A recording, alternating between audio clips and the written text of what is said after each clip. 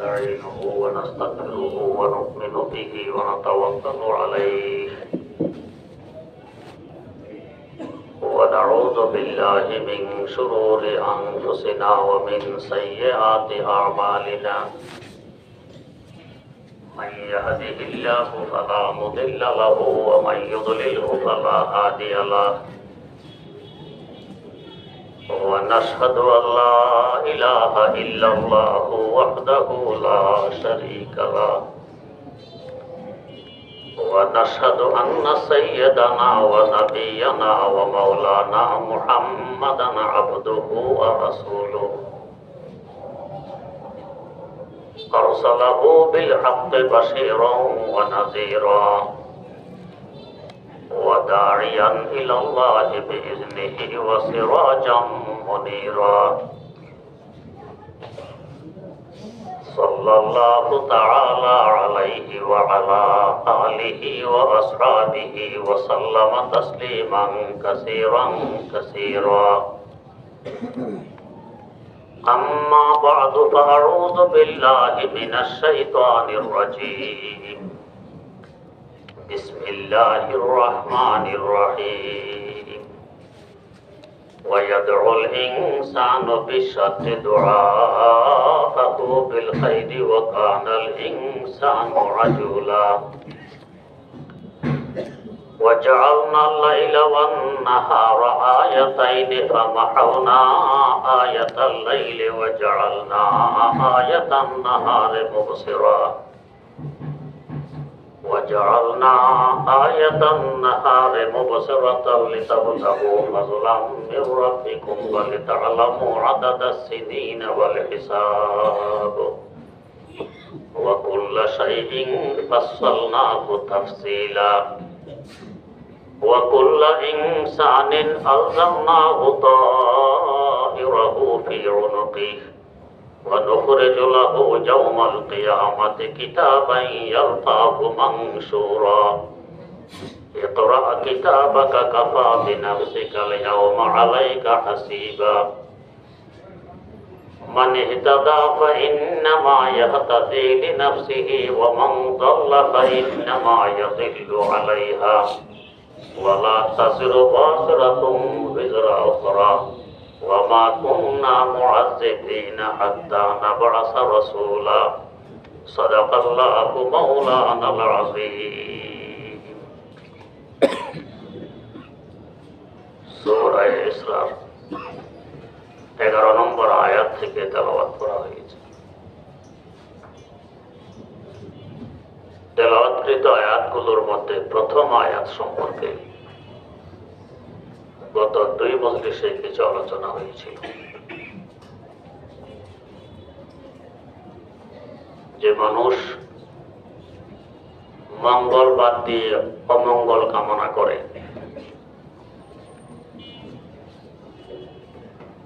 লাভ ছেড়ে দিয়ে লসের দিকে দৌড়ায়।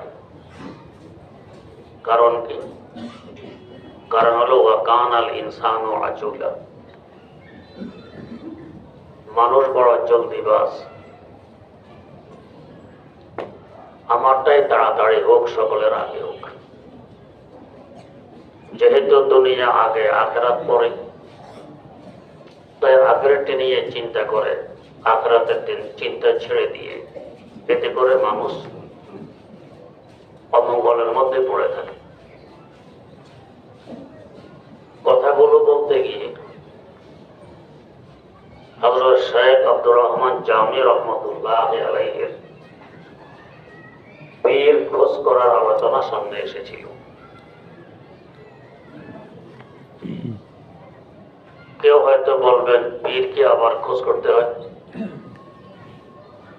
চতুর্দিকে চোখ বুলাইলে কত পীর দেখা যায়। পীর দেখা যায় ঠিক, আমার আত্মাকে বিশুদ্ধ করার মতো যোগ্যতা আছে কয়জনের?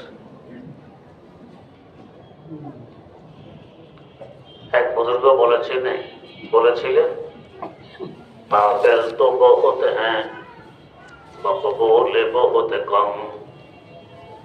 কাবিল অনেক আছে, মকবুল কম। আল্লাহ রাব্বুল আলামিনের গ্রহণযোগ্য বান্দাকে, মকবুল বান্দাকে বাছনি করা লাগে। না হয়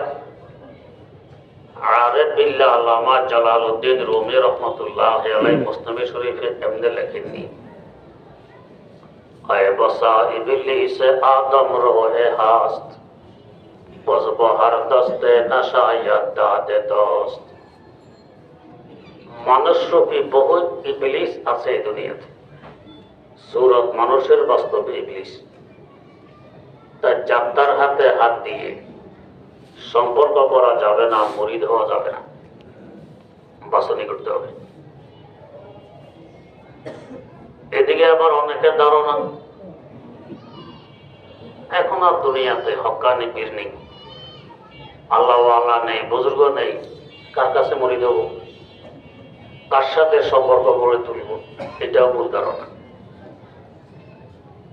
কারণ আল্লাহ রাব্বুল আলামিনের পাঠানো এই কিতাব কোরআনে কারীম কিয়ামত পর্যন্তের জন্য, তার দেয়া শরীয়ত এবং বিধান কিয়ামত পর্যন্তের জন্য। তিনি কোরআনে কারীমে বলতেছেন ওয়া কুনু মা'আস সাদিকিন, সত্যবাদীদের সান্নিধ্যে থাকো, তাদের সংস্রব গ্রহণ করো। সত্যবাদী যদি দুনিয়াতে না থাকে, ভালো মানুষ যদি না থাকে, তো তাদের সান্নিধ্য গ্রহণ করার আদেশ কিভাবে দিলেন? এই আদেশ তো কিয়ামত পর্যন্ত আনেওয়ালা মানুষের জীবন। তার মানে কিয়ামত পর্যন্ত সত্যবাদী থাকবে, আল্লাহওয়ালা থাকবে, না হয় এই আদেশ দিতেন না। হ্যাঁ, আমরা দেখি না কেন?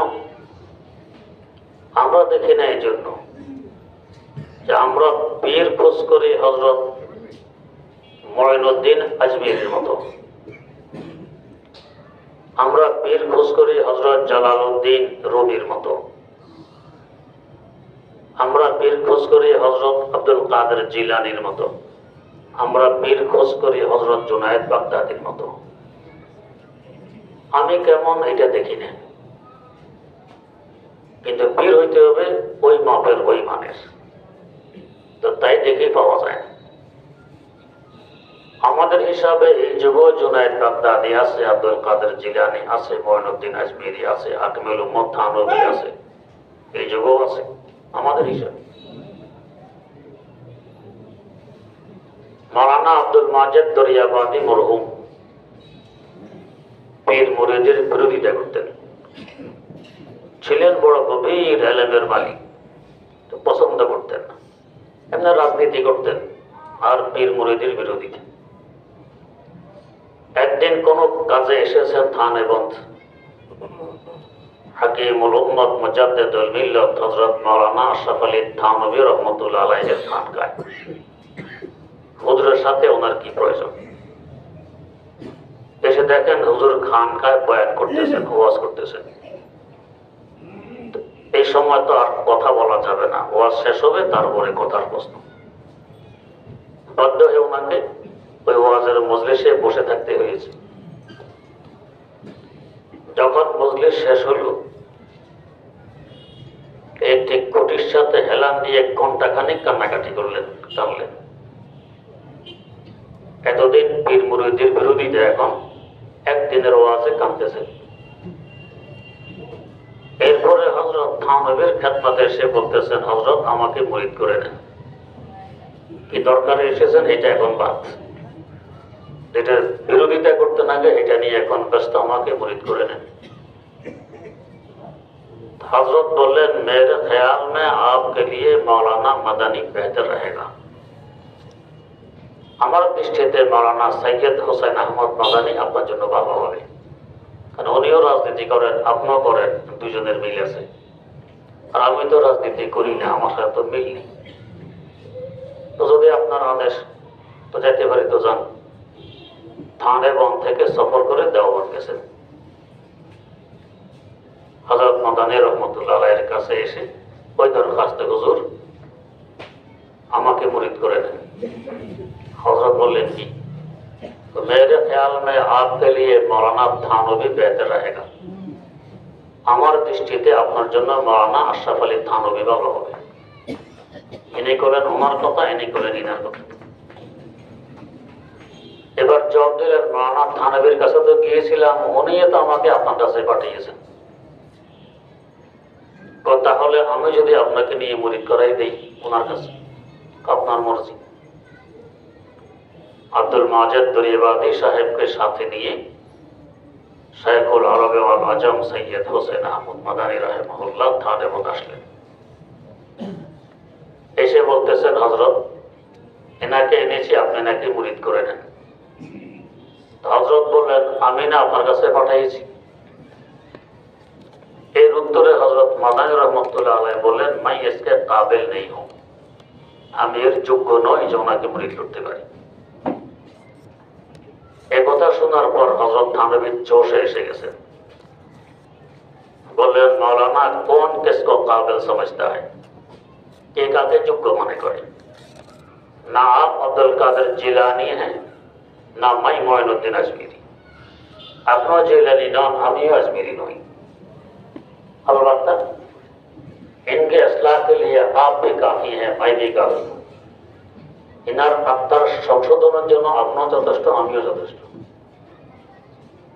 হযরত মাদানী বললেন, হুজুর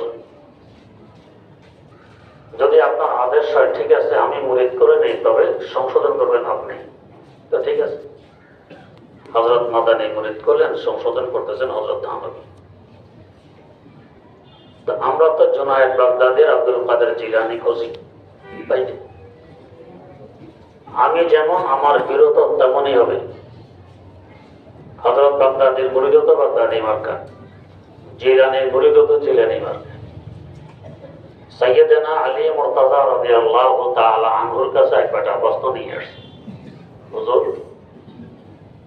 আবু বকর ওমর রাদিয়াল্লাহু আনহুর খেলাফত কাল দেখেছি, পুরা মুসলিম জাহান পানির মতো নীরব নিস্তব্ধ, কোথাও দাঙ্গা হাঙ্গামা নেই, শান্তির বাতাস বয়ে চলছিল। আর আপনার খেলাফত কাল দেখতেছি এখানে যুদ্ধ, সেখানে বিদ্রোহ, এই অবস্থা কেন?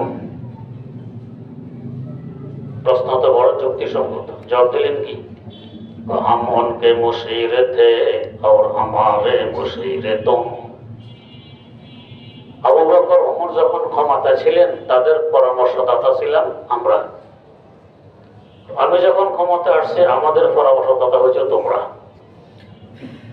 এই ব্যবধানের কারণে এখন অশান্তি, তখন ছিল শান্তি। তো যেমন মুরিদ পেত তেমনই হবে। একবারটা কুকুর সাথে নিয়ে নিয়ে করে, কুকুর সফর করতেছে, রেলগাড়িতে কুকুর নিয়ে উঠছে। কিসব কুকুর মার্কা মানুষ আছে, কুকুর নিয়ে এদের চলাফিরে, কুকুর মার্কা মানুষ। অসংখ্য মানুষ এখনো পেটের ক্ষুধার আগুন নিভাইতে পারে না, দুমুঠো বাদ দিয়ে কুকুরের পিছনে হাজার হাজার লাখ লাখ টাকা ব্যয় করে। আমাদের এখনো কাছে একটা আছে কুকুরের দিবলোকে, কুকুরের ফার্ম। এই বেচারা কুত্তা ভালে কুত্তা বিক্রি করে, দুনিয়া তার ব্যবসা দেখা নেই, কুত্তার ব্যবসা। তোবার তো কি রুচি, মুসলমান কিন্তু ব্যবসা করে কুত্তার, চিন্তা করে বলতে তো সরব লাগে। যদি কেউ আপনি কি ব্যবসা করার পর কুত্তার ব্যবসা করেন, কেমন লাগে? সরব না? তাকে সরব থাকলে তো সরব, না থাকলে কিসের সরব? আল্লাহ তো বেচারা কুকুর নিয়ে রেলগাড়িতে উঠছে। কথা কথা থানবী জিজ্ঞেস করছেন, এই কুকুর সাথে রাখার অর্থ কি? হ্যাঁ হুজুর, আপনারা এত ওয়াজ করেন, কুকুর যেখানে আছে সেখানে ফেরেশতা থাকে না। জান কবজা করো তো ফেরেশতা, রুকে নিয়ে যায় ফেরেশতা না। কুকুর সাথে থাকলে ফেরেশতা থাকবে না, আমার রু কবজা করতে পারবে না, এই জন্য কুকুর সাথে রাখে। যুক্তি দিল আর কি। যুক্তি কার সামনে? থানবীর সামনে যে যুক্তির বাদশাহ, তার সামনে যুক্তি দেয়। হযরত জবাব দিলেন, কুকুর মরে কিনা? মরে তো, এটা রুকে নেয়। কুকুর রু যে মার্কা ফেরেশতা নেয়, তোমার রু এই মার্কা ফেরেশতা নিবে। না থাকলে তো রহমতের ফেরেশতা নিতে, এটা তোমার ধারে কাছে আসবে না, যেহেতু কুত্তার সাথে। তো যে ফেরেশতা কুত্তার রু নেয়, এই ফেরেশতা তোমারটাও নিবে। তো আমরা যেমন আমাদের ফিরত তেমনই হবে, কিন্তু আমি কি এটার দিকে না দেখে পীর খুঁজতেছি আব্দুল কাদের জিলানির নেয়, জুনায়েদ বাগদাদির নেয়, তো বাবু কি? কিন্তু আমি যে মার্কা আমার সংশোধনের জন্য এখনো দুনিয়াতে আছে, বুজুর্গ এখনো দুনিয়াতে আছে, আল্লাহ বলিরা এখনো আছে, সাদেকিনদের জমাত এখনো আছে, না থাকলে আদেশ আল্লাহ বাদ দিতেন। হাত খুঁজতে হবে। একটা মামলা মোকদ্দমা শুরু হইল, কোন উকিলকে ধরলে মামলা জিততে পারবো, বুঝে কিনা? কত উকিল তো আছে, 17। সে বাদী থেকেও টাকা খায়, বিবাদী থেকেও টাকা খায়, কখনো একে জিতে কখনো হেকে জিতে। উকিল ধরলে কি আর না ধরলে কি, আছে না বহু এরকম। আল্লাহ মিথ্যার ছড়াছড়ি আল্লাহ হেফাজত করুন। হাকিমুল ইসলাম আল্লাহ মাকারি তৈয়ব সাহেব রহমতুল্লাহ কথায় কথা আসে, ওনার বিরুদ্ধে মামলা হয়ে গেছে, সরকার বাদী হয়ে মামলা করছে, কোনের বক্তব্যকে সামনে রেখে মামলা। তো উকিল ধরা লাগে, ধরছে। উকিল বলতেছে, হুজুর শুধু কোর্টে দ্বারা আপনি বলবেন আমি এই কথাটি এই অর্থে বলছি, এই উদ্দেশ্যে বলছি, এটা বললে মামলা খারেজ হয়ে যাবে, ডিসমিস হবে, আর কিছু বলা লাগবে না, বাকিটা আমি আছি। হুজুর বলে, আমি তো এই উদ্দেশ্যে বলিনি। যে উদ্দেশ্যের কথা আপনি বলতেছেন আমি তো এই উদ্দেশ্যে বলিনি, আমি তো ওই উদ্দেশ্যে বলছি। এটা হলো তো জেল হবে, তাহলে হবে কি করা যাবে? কোন হুজুর অন্তত এটা বলবে, এটা বলতে পারবো না। কথা হলে আমার অনুমতি দেন, আমি যা ইচ্ছা তাই বলবো। কথা হবে মিথ্যা বলতে পারবেন না। হুজুর সারা জীবন অপরাধ করছে মিথ্যা দিয়ে, আপনার এক মিথ্যা আমার আগের সকল মিথ্যার কাফারা হবে। হাকিমুল ইসলামের মতো মানুষের জন্য আমি একটা মিথ্যা বললাম, এটার পিছনে সকল মিথ্যার কাফারা হবে। তো যাই হোক, মিথ্যা ছড়াছড়ি, তারপর তো আমরা উকিল খুঁজি। অসুস্থ হইলে কত প্রকারের ডাক্তার, কবিরাজ, হাকিম, কত কিছু আছে। অ্যালোপ্যাথিকের গেছে, গেলে হোমিওপ্যাথি বলা শুনে ইন্নালিল্লাহ, তো নাড়ি জ্বালাই ফেলবে। তো ইংরেজি ওষুধ এটা খাওয়া যায় না, নাড়ি জ্বালাই ফেলে। অ্যালোপ্যাথি কথা, হোমিওপ্যাথি কথা আমাদের ওষুধ তৈরি করে নিয়ে ওষুধটা পড়ে বানাইয়া দেয়। ওষুধটা আমাদেরটা, লাভ কি এখানে যাই? এটার মধ্যে সালফার আছে, কিডনি নষ্ট করে। এ বলছে নাড়ি জ্বালা, এ বলে কিডনি নষ্ট করে। কবিরাজের পর স্বপ্ন আসে, দুটার একটা তারা কাছে যাওয়া যায় না। আসল ওষুধ তো হলো বনাজি ওষুধ, আর বা এটা হলো আসল ওষুধ, অরিজিনাল গাছগাছালি থেকে একবারে প্রাকৃতিক ওষুধ। এখানে কোনো মেডিসিন নেই, কিছু নেই। এটা হলো আসল ওষুধ। যারা ঝাড়ফুঁক করে, আরে আসল তো হচ্ছে ঝাড়ফুঁক, এক ফুঁকে সব ওষুধ দূর হয়ে যাবে, কোনো ওষুধ আর থাকবেই না। আর যদি কোনো বাসে উঠতে পারেন তো মাসা কত রকম বেড়ে।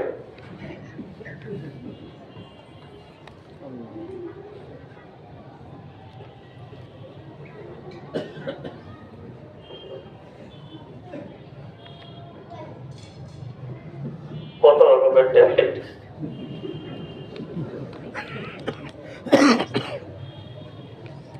কত রং বেরঙের বড়ি।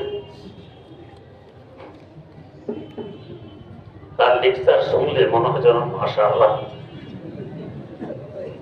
এর থেকে বড় চিকিৎসকদের দুনিয়াতে আরেকজন আছে। খাওয়ার দেরি, সকল রোগের চিকিৎসা। আমাদের এক মুরব্বী ছিলেন, বড় আল্লাহওয়ালা, সোজা সাজা, নওগাঁ বর্ষা মাদ্রাসায় পড়াইতেন। বুখারী শরীফ প্রথম খণ্ড, দ্বিতীয় খণ্ড, মুসলিম শরীফ প্রথম খণ্ড, দ্বিতীয় খণ্ড, 4 কিতাব একা পড়াইতেন। আবার মাদ্রাসার মহতাম ছিলেন। নওগাঁ থেকে বাড়িতে আসতে 1-2 কেজি হইতো ওনার তাবিজ। সোজা মানুষ, বাসে মানুষে বিক্রি করতেছে রিক্সা দিয়ে, মনে করে ঠিকই দেবো, হয়তো খরিদ করে। করতে করতে বাড়ি পর্যন্ত মস্তে 1-2 কেজি হয় তাবিজ। আইসা সবারই বুঝে বুঝে দেয়, এটা এই রোগে, এটা এই রোগে, এসে দোকা গায়ে দেয় সোজা মানুষ। এরকম একবারটা বসন্তের তিলকের বড়ি বিক্রি করে। আগের যুগে গুটি বসন্ত হইত, মানুষ মারাই যেত, 2-4 জন বাঁচলেও দাগ পড়ে যেত, গর্ত হয়ে যেত দেহের মধ্যে। তো চেহারা মধ্যে এরকম দাগ দেখতে কেমন দেখা যায়, এই দাগ মিটে যাবে, এটা বড়ি বিক্রি করতেছে, এটা খাইলে দাগ থাকবে না। একবারটা বড়ি খরিদ করছে, করে তার সামনে খাইছে, খাইয়ে আয়না নিচে সামনে নিয়ে দেখে দাগ তো যায় না, গিয়ে কলা ধরছে, তোমার সামনে তো বড়ি খাইলাম, কই দাগ তো গেল না। আরে তো মাত্র খাইছে, ওরা তো এখনো জায়গা মতো পৌঁছে বলে। এটা পৌঁছবে, হজম হবে, তারপরে আস্তে আস্তে অ্যাকশন। এরপরে তুমি খেয়ে আয়না নিশ্চয় এখনো কি যাবে নিয়ে এটা, কিন্তু এদের লেকচারে তো বোঝা কেন মুখে দেওয়ার দেরি, এরপরে সব রোগ শেষ। এই অবস্থা করে আল্লাহ। এরপরও তো আমরা ডাক্তার কবিরাজ বাছনি করি কিনে, কার কাছে গেলে আমার রোগটা সারবে বাছনি করি। আত্মার রোগের চিকিৎসার জন্য এখানে ডাক্তার বাছনি লাগবে না, এখানেও লাগবে। তো হুজুর হেরো দেখি বড় হুজুর, হেরো দেখি বড় হুজুর, কে হক কে না হক এটা বোঝার মতো যোগ্যতা তো আমাদের নেই, সবাই আছে না, এটা বুঝলো না। হাকিম মোহাম্মদ মুজাদ্দিদুল মিল্লাত হযরত শাহ আশরাফ আলী থানভী রাহমাতুল্লাহ আলাইহি লিখেছেন, নিজ খরচে এক একজনের কাছে 1 মাস করে থাকো, এরপর তোমার অন্তর পরিষ্কার হবে যে কে হক আর কে হক নয়, কে বাস্তবে আল্লাহর ওলি কে ওলি নয়, তোমার অন্তর সাক্ষী দিয়ে দিবে। 1 মাস করে থাকো। তো সামান্যতম দুনিয়ার জন্য কত কি করতেছি, আখিরাতের জন্য আত্মাকে বিশুদ্ধ করার জন্য 1-2 মাস সময় দিতে পারবো না। তো বাছনি করতে হয়, বাছনি করার পরে এখন উনি যা বলে তা মানা লাগে, কিন্তু আগে বাছনি। হযরত শেখ আব্দুর রহমান জামি রহমতুল্লাহ আলাইহি এই বাছনি করতেছেন, খুঁজতেছেন যেখানে সংবাদ পান সেখানে গিয়ে বাছনি। গত মজলিসে বলেছিলাম যে 13টি শর্ত হক্কানি পীর মিলিয়ে দেখেন শর্ত পাওয়া যায় কিনা। কোথাও কয়েক শর্ত কম, কোথাও এটা কম, কোথাও এটা কম, পছন্দ হয় না, ফিরে চলে আসে। শেষমেশ একটা সংবাদ পাইলেন অমুক জায়গায় এক আল্লাহর ওলি আছেন, বুজুর্গ আছেন, নাম হলো খাজা ওবায়দুল্লাহ আহরা রহমতুল্লাহ আলাইহি। অনেক দূর দরাজ থেকে লম্বা সফর করে তার খানকায় গিয়ে পৌঁছলেন। পৌঁছে দেখেন অডেল সম্পদের মালিক। মনটা খারাপ হয়ে গেল, এত কষ্ট করে আসলাম এত দূর থেকে, এত সম্পদের মালিক, এত বড় ধনী, আবার আল্লাহ আল্লাহ হয় কিভাবে? তো উনি ছিলেন একজন বড় শায়ের, বড় কবি। একটা পঙ্ক্তিও বানালেন, আমার দাস্তানকে তুমি আদোস পেদারা, দুনিয়াকে যে এত ভালোবাসে, এত সম্পদ যার কাছে, আবার আল্লাহ ভালো হয় কিভাবে? মন খারাপ, তার সাক্ষাৎ করেনি, মুরিদ হওয়া তো পরের কথা, সাক্ষাৎ করেনি, ফিরে যাবেন এটা কি আর? যেহেতু দূর থেকে সফর করে এসেছেন, ক্লান্ত পরিশ্রান্ত, ওনার মসজিদে শুয়ে পড়ছেন, ঘুম এসে গেছে। কিছু মানুষ আছে এদেরকে বলে মুআফফাক মিনাল্লাহ, আল্লাহর পক্ষ থেকে তৌফিক প্রাপ্ত। আল্লাহ পাক যেন হাত ধরে ধরে এদেরকে সিরাতে মুস্তাকিমের উপরে অটল রাখেন, পদস্খলন করতে দেন না। যেমন হয়তো আপনারা আমার কাছে শুনেছেন, আমার এক দাদা ওস্তাদ আল্লামা সালিমুল্লাহ খান রহমতুল্লাহ আলাইহি শুনালেন। তো আমাদের এক ওস্তাদ ছিলেন, দেওয়া ছিল বড় সড়ো, উনি নিজেও পাঠান বড় সড়ো দেহের মালিক। উনি যদি বলেন দেহ বড় সড়ো, তো কত বড় সড়ো হবে? ওস্তাদ মাদ্রাসা বানাইছেন নিজের জায়গায়, নিজ খরচে ঘর তুলছেন। ওনার বিবি পাতায় উনি খাবার মাথায় করে এনে মাদ্রাসা ছাত্রদেরকে খাওয়ান, পড়ানো নিচে। চিন্তা করুন অবদান কি পরিমাণ, জায়গা নিজের, ঘর নিজের, খাবার নিজের, পড়ার নিজে, কত অবদান। যেহেতু ওনার দেহ অসাধারণ বড়, তো ছোট ছাত্র, ছাত্রদের কিছু ছাত্র মার্কার বৈশিষ্ট্য থাকে। ওস্তাদের নাম রেখে দিয়েছে বয়েল। বয়েল মানে ষাঁড়, ষাঁড় দৈহিকভাবে একটু বড় হয়। উনি মাদ্রাসা আসলে বলা বলি করে, আমার বয়েল আ গয়া, আমাদের ষাঁড় এসে গেছে। মাথা থেকে বাড়ি গেলে বলে, আমার বয়েল চলা গয়া, আমাদের ষাঁড় চলে গেছে। বয়েল ওনার বছরে বলে। একদম উনি মাদ্রাসায় আসলেন, এক ছাত্র আর এক ছাত্রকে ডেকে বলে, দেখো ভাই আমার বয়েল আ গয়া, দেখো আমাদের ষাঁড় এসে গেছে। আওয়াজটি তার কান পর্যন্ত পৌঁছে গেছে। উনি ভাবলেন কারো ষাঁড় হতে ছুটে এসে গেছে মাদ্রাসায়। আরেক ছাত্রকে ডেকে পাঠালেন, দেখো তো কার ষাঁড় এসে গেছে, কি আবার নষ্ট করে ফেলে। ছাত্র তো বুঝে আসলে ব্যাপারটা কি, বলতো তো পারে না, লজ্জার কথা। এগুলো ফিরে এসে হুজুর না কই কোনো ষাঁড়টা নেই। আমি নিজে শুনলাম এক ছাত্র বললো আমারা বাইর আগে এ তো বুঝি, কিন্তু বলে না। অনেক খোঁজাখুঁজির করে আসল কথা সামনে বেরিয়ে আসছে যে আসলে অন্য ষাঁড় তো নয়, ষাঁড় তো আপনাকে বলে, আপনি ষাঁড়। কেমন দুঃখ লাগার কথা বলেন তো। আমার জায়গা, আমার ঘর, আমার খাবার আমি পড়াই, বিনিময় পেলেন কি উপাধি ষাঁড়। কষ্ট তো লাগার কথা। শুয়ে পড়ছেন মায়ের দুঃখে, মনে মনে ভাবতেছেন মাদ্রাসা বন্ধ করে দিব, রাখবো না। এই যদি বিনিময় হয় তো কি লাভ, বন্ধ করে দিব। এর মধ্যে ঘুম এসে গেছে। ঘুমন্ত অবস্থায় স্বপ্নে দেখতেছেন কিয়ামত কায়েম হয়ে গেছে। 50,000 বছর অপেক্ষার পর আল্লাহ পাক বিচার আসর গ্রহণ করছেন। বিচার পর্ব শেষ। শেষ পর্ব এখন পুলসিরাত পাড়ে দিলেই ওই পাড়ে জান্নাত থেকে এসছে। দলে দলে মুমিন মুসলমানরা চলছে, পুলসিরাত পাড়ে দিবে, উনিও চলছেন। দেখতেছেন আগে আগে ওনার ওই মাদ্রাসার ছাত্র এগুলো। তো ছাত্র যদি 12-14 জন একসাথে হইতে পারে মাশাআল্লাহ, না বাসে যদি উঠতে পারে ছাত্র, বিশেষ করে স্কুল কলেজে কয়েকজন, তো ছাদ উড়ানোর বাকি অল্প থাকে। হই বললো চিল্লা চিল্লি কি অবস্থা করে। তো এরাও সেখানে ঠেলাঠেলি গুতাগুতি চিল্লা চিল্লি হাসাহাসি যাইতেছে, পুলসিরাত পাড়ে দিয়ে হুজুর দেখতেছেন। এভাবে এরা পুলসিরাত পাড়ে দিয়ে ওই পথে পৌঁছে গেছে। আর হুজুর এখানে চেষ্টা করতেছেন, পারতেছেন না। কেমন ভয়াবহ অবস্থা চিন্তা করুন। ওই পাড়ার এক ছাত্র পিছনে তাকায় দেখে তাদের হুজুর তো পিছনে চেষ্টা করতেছে, পারতেছে না আসতে। ওইখানে সে বলতেছে আরে ভাই দেখো আমারা ভাই তো রয়ে গিয়া, আরে ভাই দেখো আমাদের ষাঁড় তো রয়ে গেছে ওই পাড়ে। তো হে ঠেলাতে যাও, যাকে লেকে आओ, যাও গিয়ে নিয়ে আসো।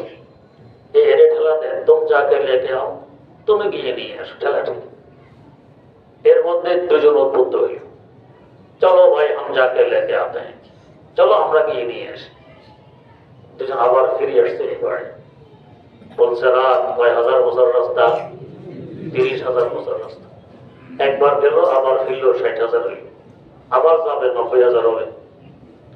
এই দুইজন এই পাড়ে এসে দুজন হুজুরের দুই বাহু ধরে বিদ্যুৎ গতিতে এই পাড়ে নিয়ে গেছে। আল্লাহ। এরপরে হুজুরের চোখ খুলছে, ধর্ধর করে কাঁপতেছেন, কি ভয়াবহ অবস্থা গেল। এখন তওবা করতেছেন, আল্লাহ আগে কি ভাবছিলাম যে মাদ্রাসা রাখবো না, বন্ধ করে দিব। আল্লাহ তুমি আমাকে রাস্তা দেখাই দিয়েছো, এটা বন্ধ করার নয়। এরা আমার নাজাতের ওসিলা, এরা পুলসিরাত পাড়ে দেওয়ার জরিয়া। আল্লাহ ষাঁড় কেন, এরা আমাকে বিড়াল বলুক, কুকুর বলুক, শুয়োর বলুক, আরো কিছু বলুক, মাদ্রাসা বন্ধ করবো না, এটা আমার নাজাতের ওসিলা। এদেরকে বলা হয় মুওয়াফাক মিন আল্লাহ, আল্লাহ পাকের পক্ষ থেকে তৌফিক প্রাপ্ত। হযরত আব্দুর রহমান জামি রাহমাতুল্লাহ আলাইহি ক্লান্ত পরিশ্রান্ত শুয়ে পড়ছেন মসজিদে, ঘুম এসে গেছে। স্বপ্নে দেখতেছেন কিয়ামত কায়েম হয়ে গেছে। 50,000 বছর অপেক্ষার পর আল্লাহ পাক বিচার আসন গ্রহণ করলেন। মানুষ হিসাব দিতেছে। শেখ আব্দুর রহমান জামি রহমতুল্লাহ আলাইহির হিসাবের সিরিয়াল এসে গেছে। নেকামল দিতে হয় ডান দিকের পাল্লায়, বদামল বাম দিকের পাল্লায়। 1 পয়সার নেকির অভাবে বাম দিকের পাল্লা, বদামলের পাল্লা ভারী, নেকামলের পাল্লা হালকা। হায় হায় হায়, এই জগতে তো বিচার বিচার, এক চুল এদিক সেদিক করা হবে না। যতই কাকুতি মিনতি করলেন আল্লাহ পাক শুনলেন না। এখানে বিচার, এক চুল নড়বড় হবে না। অনেক কাকুতি মিনতির পর আল্লাহ পাক একটু সুযোগ দিলেন, যা যদি কারোর কাছে 1 পয়সার নেকি পাও, এনে নেকির পাল্লা দিতে পারো, নেকির পাল্লা বাড়ি হবে, তবে জান্নাতের আশা। এছাড়া জান্নাত পাওয়া যাবে না। বড় খুশি 1 পয়সার নেকি যার কাছে তো পাওয়া যাবে 1 পয়সা। ছোট এসে সাক্ষাৎ করলেন এক প্রতিবেশী চাচা। চাচা, আমি আপনার ভাতিজা আব্দুর রহমান জানি। 1 পয়সার নেকির অভাবে নেকির পাল্লা হালকা হয়ে গেছে। চাচা, আমাকে 1 পয়সার নেকি দেন, নেকির পাল্লা দিলে ভারী হবে, আমি জান্নাত পাবো। চোখ বড় করে, কে তুমি আসছো আমার ভাতিজার পরিচয় নিয়ে? সরো এখান থেকে, চিনি না তোমাকে। নিরাশ পেয়ে গেলেন অন্তরঙ্গ বন্ধু। বন্ধু দুনিয়ায় থাকাকালীন কি মহব্বত আমারে করছো, কি ভালোবাসা ছিল, আমার পিছনে কত ব্যয় করেছো। 1 পয়সার নেকির অভাবে তোমার সে অন্তরঙ্গ বন্ধু জাহান্নামের আগুনে চলবে।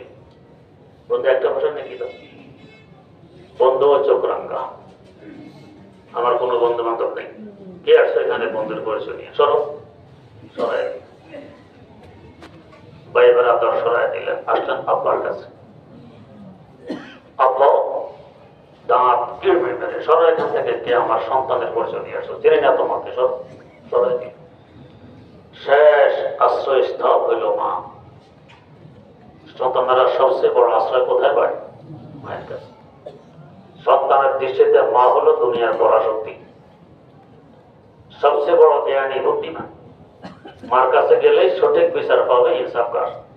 ছোট বাচ্চারা মারামারি করলে মাকে বলে দিব, বড় দমকে কি মাকে বলে দিব। তো মারলে মা করে চিৎকার, এমনকি মাও যদি মারে তারপরও মা করে চিৎকার দেয়। তার মানে এখনো বোঝে আমার উপর দয়া করলে মাই করবে। মায়ের দয়ার সমান দুনিয়ার কারো দয়া হতে পারে না। আল্লাহ কিছু হলে মাকে জিজ্ঞেস করি।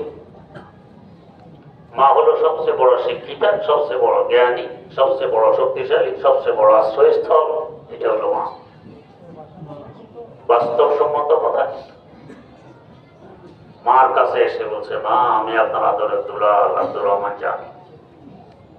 মা কত কোরবানি আমার পিছনে, আপনার কত ত্যাগ নীতিকে আমার পিছনে, কত কষ্ট আমার জন্য করেছেন মা, যাতে আমার একটু কষ্ট না হয়। আর সে আপনার আদরের দুলাল 1 পয়সার নেকির ঘাটতির কারণে জাহান্নামের আগুনে জ্বলবে। মা এটাকে আপনি সইতে পারবেন? মা আমাকে 1 পয়সার নেকি দেন, দিলে আমি জান্নাত পেতে পারি। কত বড় আশা, সবাই ফেরত দিয়েছে, মা তো হয়তো বিমুখ করবে না, ফেরত দিবে না। কিন্তু হাসর মাঠের অবস্থা কি? يوم يفر المرء من أخيه وأبيه وأمه وبنيه لكل امرئ منهم شأن يغنيه। সকলে নিজের চিন্তা চিন্তিত ব্যস্ত, আরেকজন চিন্তা করবে। সেখানের অবস্থা তো হলো আদম সে তা ঈসা নবী নফসি পুকারে ওয়াসবি। आदम से ता ईसा नबी नफसी पुकारे वासबी। बोले वहाँ एक उम्मती अहमद नबी साहिब हशम। बोले वहाँ एक उम्मती अहमद नबी साहिब हशम। সকল পেগাম্বর পর্যন্ত বিকম্পিত, হায় আমার অবস্থা কি হবে। একমাত্র উম্মতের ফিকিরে ফিকিরমান, উম্মতের চিন্তায় চিন্তিত আমাদের নবী, নবীদের নবী, শেষ নবী रहमतुल लिल आलमीन हजरत मोहम्मद मुस्तफा सल्लल्लाहु अलैहि वसल्लम। बोले वहाँ एक उम्मती अहमद नबी साहिब हशम। মাও বিমুখ করে ফেললেন, চিনি না তোমাকে, কে তুমি, সরো এখান থেকে। নিরাশ হয়ে গেলেন, জাহান্নাম ছাড়া আত্মগতি নেই। পেরেশান চেহারা মলিন, ছুটাছুটি করতেছেন, হায় কি করে, হায় কি করে। এর মধ্যে পিছন থেকে একটি আওয়াজ কানে পড়লো, কি, ইয়া আব্দুর রহমান, ও আব্দুর রহমান দাঁড়াও। যেদিক থেকে আওয়াজ আসলো তাকায় দেখেন খাজা ওবায়দুল্লাহ রহমতুল্লাহ আলাইহির চেহারা মোবারক দেখা যায়। এসে জিজ্ঞেস করলেন, এত চিন্তিত কেন, চেহারা বলেন কেন, ছুটাছুটি কেন? ভাবলেন যেখানে আব্বা আমার কাজে লাগলো না, এখানে অচেনা মানুষটা কি কাজে লাগবে। এখন তো পরিচয় দেননি, শেখাও তো করেননি, বলতেছিলেন না, কি লাভ হবে বললেন না, বলো। ঘটনা সব বললেন যে হুজুর এক পাশে নেকির অভাবে আমার নেকির পাল্লা হালকা, পতির পাল্লা ভারী হয়ে যায়। কত কাপতি বিনতি করলাম, আল্লাহ পাক মানলেন না। শেষমেশ একটু সুযোগ দিলেন, এক পাশে নেকি কারো কাছে যদি পাও নেকির পাল্লা তুলে দিতে পারো, নেকির পাল্লা ভারী হবে, পতির পাল্লা হালকা হবে, তারপর জান্নাতের আশা। এছাড়া জান্নাতের আশা নেই। হুজুর পাড়া প্রতিবেশী, ভাই বেড়াদর, বন্ধু বান্ধব, পিতা মাতা সকলের কাছে দম্মা দিলাম, কেউ আমাকে চিনল না, সব তাড়াই দিল। চিন্তিত, জাহান্নাম ছাড়া তো আর গতি নেই, আর কে দিবে আমাকে নেই। মা যেখানে ফিরে দিলেন, শোনা মাত্র এক পয়সা নেকি বের করে দিয়ে দিলেন, যাও নেকির পাল্লা নিয়ে তুলে দাও। কি আনন্দ, কি খুশি বলেন তো। এক পয়সার নেকি নেকির পাল্লায় তুলে দেয়, নেকির পাল্লা ভারী হয়ে পতির পাল্লা হালকা হয়ে যায়। জান্নাতের ফয়সালা হয়ে গেছে। আগে কি দুঃখ আর এখন কি আনন্দ। এর মধ্যে চোখ খুলে গেছে, ঘুম ভেঙে গেল, দেখেন থরথর করে কাঁপতেছে ভয়ে, কি ভয়াবহ অবস্থা গেছে। আর খাজা ওবায়দুল্লাহ আহরা রাহমাতুল্লাহ আলাইহি হযুরে বসা মসজিদে, উনি তো এখনো অচিনে। কখন দেখে কাছে এসে জিজ্ঞেস করতেছে, বেটা তুমি কে, কোত্থেকে এসেছো, কাঁপতেছো কেন? বলতে তো লজ্জা লাগে, যার ব্যাপারে একটু আগে মন্তব্য করেছিলেন। কুমন্তব্য কি? আমার দস্তাকে দুনিয়া দোস্তে দারাত। এত বড় সম্পদশালী আল্লাহ ওয়ালা হতে পারে, আর তার মাধ্যমে উপকৃত হয়ে গেলাম আমি, জাহান্নাম থেকে বেঁচে জান্নাত পেয়ে গেলাম। বলতে তো লজ্জা লাগে। দোষে না বলো, কোত্থেকে এসেছো, কেন এসেছো, কাঁপতেছো কেন, কারণ কি, সব খুলে বললেন। বলার পরে বললেন, আব্দুর রহমান, এক পংক্তি তুমি বানিয়েছ, আরেক পংক্তি আমার থেকে শুনে নাও। তোমার পংক্তি ছিল আমার দস্তাকে দুনিয়া দোস্তে দারাত, আর আমার পংক্তি শুনে নাও, আগার দারাত বড়া হে দোস্তে দারাত, আগার দারাত বড়া হে দোস্তে দারাত। এত বড় সম্পদশালী আল্লাহ ওয়ালা হতে পারে না আপন জায়গায়, তোমার পংক্তি ঠিক। কিন্তু যদি কোনো আল্লাহ ওয়ালা সম্পদশালী হয়, তো নিজের জন্য হয় না, তোমার মতো আরেক আল্লাহ ওয়ালার জন্য হয়। আল্লাহর জন্যই হয়, তাদের পয়সা করে। এই নয় যে আমি ব্যাটাগিরি দেখাবো, আমি বড় ধনী, আমি শিল্পপতি, আমি এই আমি সেই, না, আল্লাহ রাস্তায় খরচ করে। যদি আমার সম্পদ না থাকতো, তোমার নামে দান করা সম্ভব হইতো না, নেকি তুমি পেতে না, নেকির পাল্লাও ভারী হতো না, জান্নাতও মিলত না। সম্পদ আছে বিধায় তো খরচ করা সম্ভব হয়েছে। হাদিস শরীফে আছে, আল ইয়াদুল উলিয়া খায়রুম মিনাল ইয়াদিস সুফলা। দাতার হাত গ্রহীতার হাত থেকে উত্তম। তো দাতা সম্পদ না থাকলে দিবে কোথেকে? তাই শরীয়ত অনুযায়ী সম্পদ কামাই করা বড় ইবাদত, ব্যয় করা বড় ইবাদত। এমনকি নিজের স্ত্রীর খাবারের ব্যবস্থা করতেছেন, বুখারী শরীফে আছে, এটা সাদাকার সওয়াব পাবে। হাত্তা লোকমাতা ফিহা, তার মুখে যে একটা লোকমা তুলে দিচ্ছ, সাদাকার সওয়াব পাবে। তো শরীয়ত মোতাবেক সম্পদ কামাই করে, এটা ইবাদত, এটা নাজায়েজ নয়। তো যাই হোক, আব্দুর রহমান জামি রহমতুল্লাহ এরপরে তার কাছে বলি দিলেন। হওয়ার পর আব্দুর রহমান জামি হইলেন। কোথায় পৌঁছলেন কল্পনা তো করতে পারবো। হজ করতে গেছেন মক্কায়ে মুকাররমা। হজ শেষ করে রওনা করছেন মদিনা মুনাওয়ারা জিয়ারতে যাবেন। কার জিয়ারত? আল্লাহ দো জাহানের বাদশা। কি আকর্ষণ, কি দান অনুভব করে মুমিন বান্দারা। এটা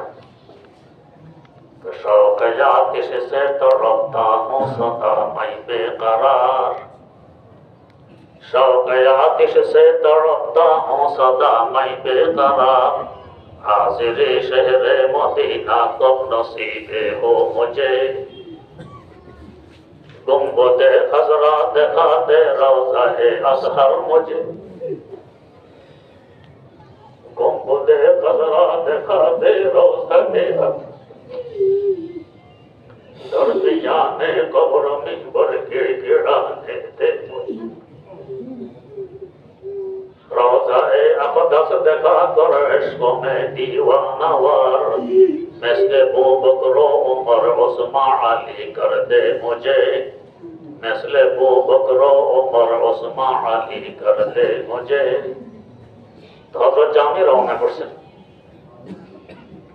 কিন্তু কি নিয়ে যাবেন হুজুরের শানে একটা কসিদা কবিতা প্রস্তুত করে নিয়ে চলছেন মক্কার আমির স্বপ্নে দেখতেছেন যার জিয়ারতে রওনা করছেন তিনি বলতেছেন ও আমির আব্দুর রহমান জামি নামক এক ব্যক্তি আসতেছে আমার জিয়ারতে ওকে আসতে দিও না কে বুঝবে এই কারিশমা কে কাছে নাকাশা দেওয়া নাকাশা আয়াদে বরাজমতিহি বহিমারা আমির পরদিন ঘোষণা করলো আব্দুর রহমান জামিকে তার মদিনা যাওয়া নিষেধ উনি তো আশাকে সাথে বাস্তব অর্থে রাসূল প্রেমিক উনি কি ওনাকে বাধা দিয়ে রাখতে পারতেছেন না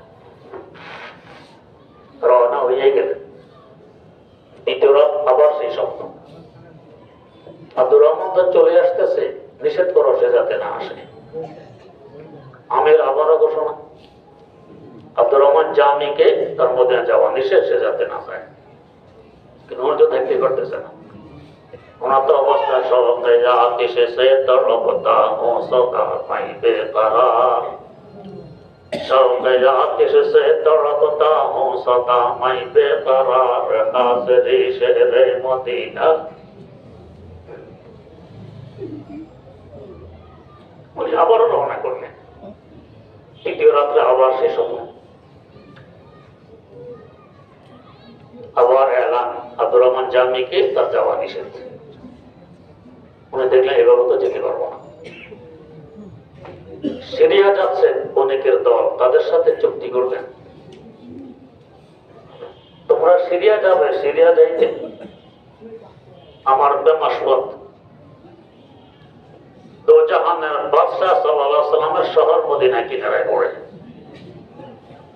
তোমাদের বস্তার ভিতরে আমার ঢুকাইয়া নিয়ে চলো মদিনার কাছে গেলে বস্তার মুখ খুলে দিও আমি আমার বেমাসওয়াতের জিয়ারত করব সাধারণ কথা এদেরকে বলে আশাকে সাদেক বস্তার ভিতরে মুখ বন্ধ অবস্থায় থাকা কেমন লাগবে বাস্তব অর্থে যারা প্রেমিক তাদের জন্য এটা সহজ অন্যদের জন্য বড় কঠিন कर दिया काबिल मुझे इश्क की दुश्वारियों ने कर दिया काबिल मुझे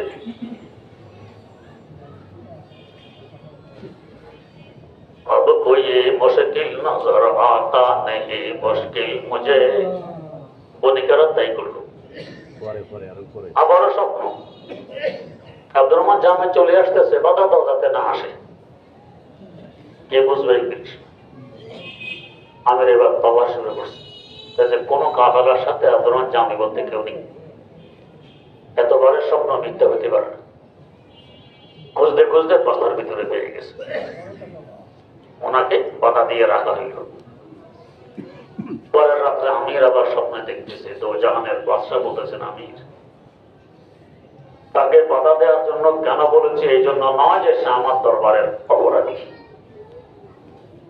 যে এসক মহব্বত আর প্রকৃতি নিয়ে সে আসতেছে আমার দরবারে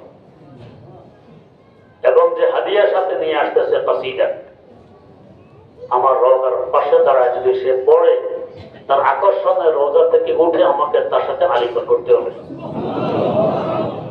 আমি যদি রোজা থেকে উঠবো সেদিন আমার গায়ে হবে এই জন্য নিষেধ করছে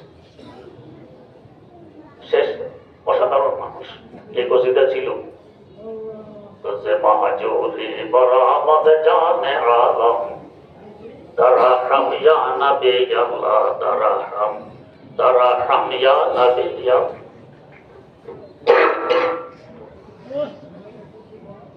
ও মাসুক তোমরা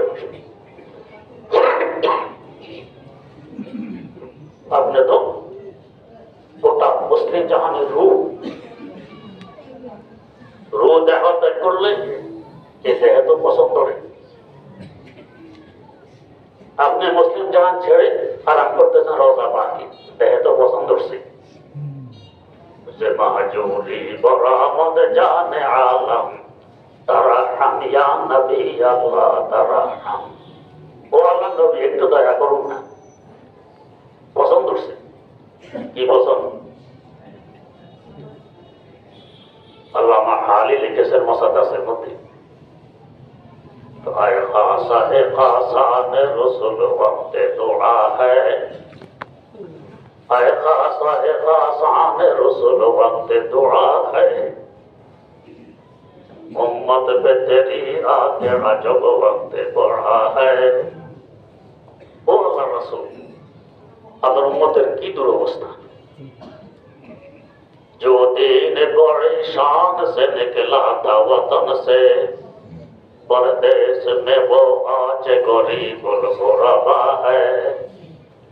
যে দিন বড় শান ও শওকতের সাথে ছড়িয়ে পড়েছিল দুনিয়া দেবে, দিনের কথা শুনে মানুষ থরথর করে বিকম্পিত হতো, আর সেই দিনের মুসলমানরা কাফের কথা শুনলে বিকম্পিত হয়। কেমন পছন্দ?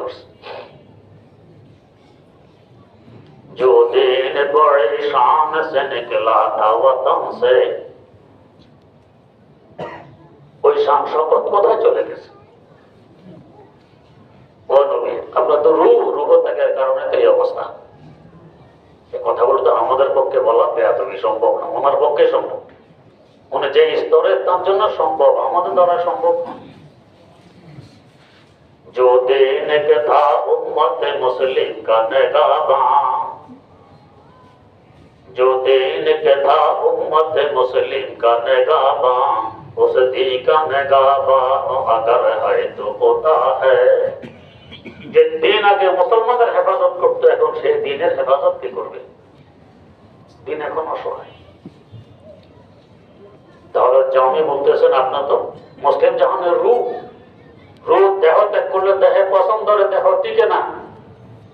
আপনি বিদায় নিয়ে আরাম করতেছেন রওজা পাকে, দেহে পছন্দ হচ্ছে মুসলমানদের দুরবস্থা। যে বাহাজুরি বরাবর জানে আলম তারাহম ইয়া নবী আল্লাহ তারাহম। ও আল্লাহ নবী একটু দয়া করেন না। কেরো আওয়ার সরাজ বুরদে আমানি, কেরো ये दोस्ते सुबह जिंदगानी, केरो ये दोस्ते सुबह जिंदगानी। ও মাসুক, ইয়ামান দেশের চাদর দিয়ে আপনার কাফনের ব্যবস্থা করা হয়েছিল, কাফনের ভেতর থেকে চেহারাটা একবার দেখাই দেন না, রূহ ফিরে আসবে, উম্মতের মধ্যে নবজাগরণ শুরু হবে।